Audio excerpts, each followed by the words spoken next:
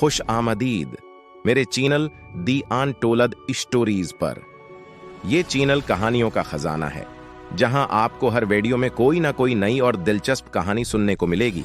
रात के 11 बजे का वक्त था और मैं इस तरह बेखबर सो रहा था जैसे गुद्धे घोड़े सब बीच दिए हूं। अनजाने ख्वाबों में कौन से जजीरों की सीर कर रहा था जब फोन की मुसलसल बजती घंटी ने मुझे झंझोड़कर होश वहवास की दुनिया में लापट ख्वाब ने ख्वाबिदा एहसाब को बेमुश्किल कंट्रोल करते हुए मैंने फोन उठाया। अस्सलाम वालेकुम। हस्ब आदत मैंने सलाम किया। वालेकुम अस्सलाम, कैसे हो तलहा बेटा, क्या कर रहे थे? जवाबन मुझे अबू जी की संजीदा सी आवाज सुनने को मिली। सो रहा था अबू जी, आप लोग खैरियत से पहुंच गए? और फिर जो उन्होंने बताया उसे सुनकर कदमों तले से जमीन निकल गई। उनकी गाड़ी रास्ते में एक हादसे का शिकार हो गई थी और उस वक्त सब अस्पताल में थे। अगरचे बकूल उनके फिक्र की कोई बात नहीं थी और वो सब मामूली जख्मी थे, लेकिन उनकी परेशान लब व लहजा और गैर मामूली अंदाज गुफ्तगू मुझे किसी उन्होंने का पता दे रहे थे। लिहाजा मैंने फौरन रवानगी का प्रोग्राम बनाया।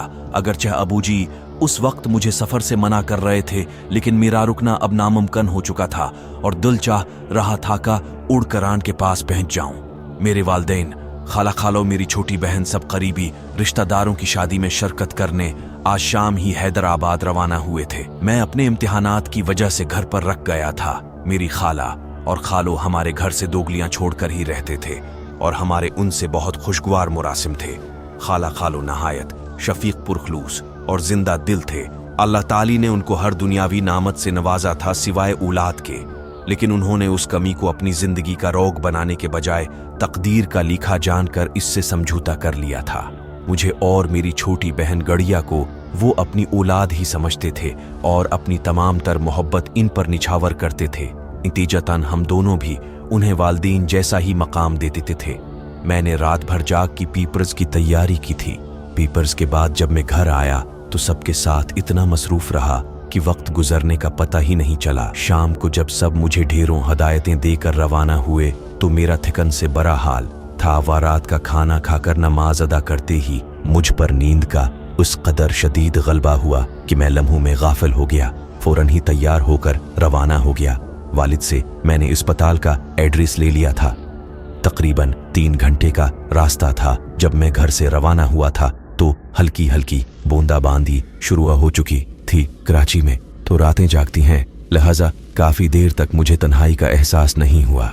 रास्ते रोशन थे और लोग भी घूमते फिरते नजर आ रहे थे। आधे घंटे बाद बूंदाबांदी ने मूसलाधार बारिश की शक्ल अख्तियार कर ली। अब तक मैं शहर से भी काफी दूर आ चुका था, लिहाजा ट्रैफिक भी बहुत कम हो गया था। कभी कभार कोई अकादुका गाड़ी नजर आ जाती थी। अगरचे गाड़ी के वाइपर मुसलसल चल रहे थे, लेकिन तेज बारिश के बास बाहर धुंधलासा नजर आ रहा था। थोड़े थोड़े फासले पर लगे स्ट्रीट लैंप अपनी मध्यम सी रोशनी से तारीकी को शिकस्त देने की नाकाम कोशिश कर रहे थे। सड़क पर दोनों तरफ घने दरख्तों ने रही सही रोशनी को भी निगल लिया था। अगरचे में फतरता काफी दिलीर और नड्डर था, लेकिन तन्हाई और तारीकी की हैबत मुझ पर तारी होती जा रही थी और मैं सफर के बुखीर यथ तमाम होने की दुआ कर रिया था। लम्हा भर को बजली चमकती तो पूरा मंजर वाजे हो जाता था। बड़े बड़े दरख्त तेज हुआ से हिलते हुए मुख्तलिफ शक्लें अख्तियार कर रहे थे। कभी कभी तो यूं लगता जैसे खून आशाम चड़ैलें मुझे इशारे से अपनी तरफ बिला रही हूं। चांक बजली चमकी तो मुझे दौर सड़क पर आईन दरमियान में एक इंसानी हिवला खड़ा हुआ नजर आया, जो जोर जोर से हाथ हिलाकर गाड़ी रोकने की इस्तिदा कर रहा था। पहले तो मैं उसे कोई चौरा चुका समझा जो मुझे रोक कर लौटना चाह रहा था। फिर अचानक मेरे जहन में बचपन से सनी हुई वो तमाम डरावनी कहानियां दुराएं जिनमें आसिब मुख्तलिफ रूप अख्तियार करके मुसाफिरों को तंग करते हैं। ये सोचकर मेरे रोंगटे खड़े हो गए। एक ख्याल ये भी था कि शायद कोई जरूरतमंद हो जो रात के इस पहर मदद के लिए खड़ा हो। बहरहाल जब मैं जल तो जलाल तो कावड़ करता वहां तक पहुंचा तो ये देखकर उसे अपनी आंखों पर यकीन करना मुश्किल हो गया कि वहां कोई इंसान तो क्या कोई चिड़िया का बच्चा तक न था।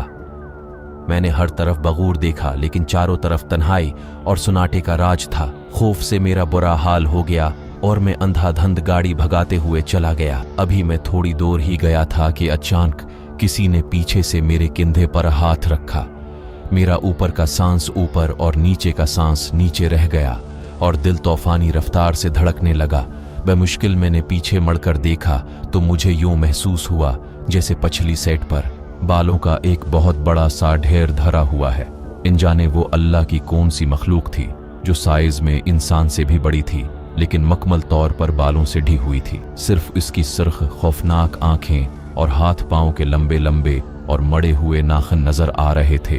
वो अपनी लाल लाल डरावनी आंखों से नहायत गुस्से में तलहा को घूर रही थी। दहिश्त से तलहा की आंखें फटी की फटी रह गईं और दिल इछल कर हलक में आ गया। सांस सीने में अटकने लगा और हाथ पांव सनसनाने लगे। इससे हरकत करना मुहाल था। बड़ी मुश्किल से मैंने अपने हवास मुज्तमा किए और ज़िरलब कुरानी आयात का वरद करते हुए गाड़ी को तूफानी रफ्तार से भगा दिया। थोड़ी देर बाद मुझे महसूस हवा का पिछली सेट खाली हो गई है। मैंने शीशे से पिछली सेट पर देखा तो वो आसिब वहां से जा चुका था। अभी वो पूरी तरह सुकून का सांस भी न ले पाया था कि इसे यूं लगा जैसे गाड़ी धीरे धीरे नहायत वजनी होती जा रही है और उसे चलाना नामुमकिन होता जा रहा था। जिस गाड़ी को मैं जहाज की तरह उड़ा रहा था अब गुदहा गाड़ी की तरह घुसने से भी इनकार ही थी। अभी मैं उसी शिश ओ पंज में मुब्तला था कि पीछे से एक खौफनाक कहकहा सुनाई दिया। ऐसी दहशत ज़दा कर देने वाली आवाज़ में ने अपनी पूरी जिंदगी में पहले कभी नहीं सुनी थी। मुड़कर देखा तो वही गैर इंसानी मखलूक दोबारा सीट पर बराजमान होकर कहकाहे लगाती नजर आई। उसकी टांगें इतनी लंबी हो चुकी थीं कि उसने गाड़ी की खिड़की से बाहर लटका रखी थीं और पांव सड़क पर घुसेट रहे थे। उसी वजह से गाड़ी को आगे बढ़ाना मुश्किल हो रहा था। ये देखकर मेरी रीढ़ा की हड्डी में खौफ की लहर दौड़ गई और मैंने बा आवाज बुलंद कुरानी आयात और आयतुल कुर्सी पढ़ना शुरू कर दी। थोड़ी देर बाद गाड़ी फिर हल्की होकर तेजी से रुआं धुआं हो गई। उसकी बाद गाही बगाही ये तमाशा चलता रहा। कभी वो बला पीछे और कभी आगे मेरी साथ वाली सीट पर नजर आती। कभी कहफी लगाना शुरू कर दी थी और कभी नहायत गुस्से से मुझे घूरती रहती। मैंने दुआओं का आवर्त जारी रखा और तेजी से गाड़ी भगाता रहा। घंटे भर में शहर की आसार नजर आने लगी तो वो मखलूक की कायक गायब हो गई। मैंने अल्लाह का शुक्र अदा किया कि मैं बखैरियत बगैर कोई नुकसान पहुंचाई मेरा पीछा छोड़ दिया। अभी मैं अस्पताल से 15 मिनट की फासले पर था कि फिर मुझे शाक लगा। रात की तारीकी और मूसलाधार बारिश में खालू एक स्ट्रीट लैंप की नीचे खड़ी नजर आई। मैंने बरीक पर पांव दबाया तो गाड़ी सड़क पर दूर तक घसटी चली गई। खालू तेज तेज चलती हुई आई और फ्रंट सेट का दरवाजा खोलकर मेरे साथ बैठ गई। इतनी तेज बारिश में खड़ी होने के बावजूद उनका लिबास बालकिल खशक था। मैंने नहायत हैरत से उनसे पूछा कि वो यहाँ क्या कड़ी थी तो उन्होंने धीरे से कहा, बस बेटा यूं ही खड़ा था। वो बालकल गमसम और खोई खोई से थी। बातों की इंतहाई शौकीन और बात बात पर जोर से कहकी लगाने वाली खालू बालकल खामोश थी। सोच सोच कर वह मुश्किल चुंद अल्फाज अदा करी थी। जब मैंने उनसे सबकी खैरियत पूछी तो वो गोया हुई, हाँ बेटा सब बालकल ठीक है, तुम फिक्र न करो, तुमसे मिली बगैर जाने का दिल नहीं चाह रहा था तो मैं चला आया। मैं हैरत से सोचने लगा कि वो कहाँ जा रही हैं, लेकिन उनकी हालत देखकर मैंने मजीद पूछना मुनासिब न समझा। मुझे लगा कि एक्सीडेंट ने उनकी हवास को मुतासिर कर रखा है। मैं खुद भी अस्पताल पहुंचने की जल्दी में था, लिहाजा खामोशी से ड्राइवर करने लगा। जब पार्किंग में पहुंचकर मैं उतरने लगा तो ये देखकर मेरी सट्टी गम हो गई कि बराबर वाली सीट खाली थी। मैं तेजी से अस्पताल में दाखिल हुआ तो सामने है मेरे वालिद नहात दलग्रफ्ता हालत में खड़ी नजर आई। मैं खालू की बारी में बताना चाहता था, लेकिन वो खामोशी से तेज तेज चलती हुई मुझे अंदर ले गई। कमरे का मंजर देखकर मुझ पर सख्त तारी हो गया। सामने ही बस्तर पर खालू की लाश रखी थी, जो रोड एक्सीडेंट में मौका पर ही दम तोड़ गई थी। अम्मी और खाला मुझे देखकर लपक कर आईं और मुझसे लपट कर फूट फूट कर रोने लगी। लेकिन मैं अपनी हवासों में ही कब था। जवान ही तसली देता में तो हैरत से कंग खड़ा ये सोच रहा था कि अगर खालू एक्सीडेंट की वक्त ही इंतकाल कर गई थी तो अभी मेरे साथ गाड़ी में कौन था। क्या उनकी मोहब्बत वाकई इतनी शदीद थी कि उससे मिली बगैर जाने का उनका दिल रजामंद न था। ही वो मामो है जो कभी मुझसे सलझा नहीं सका।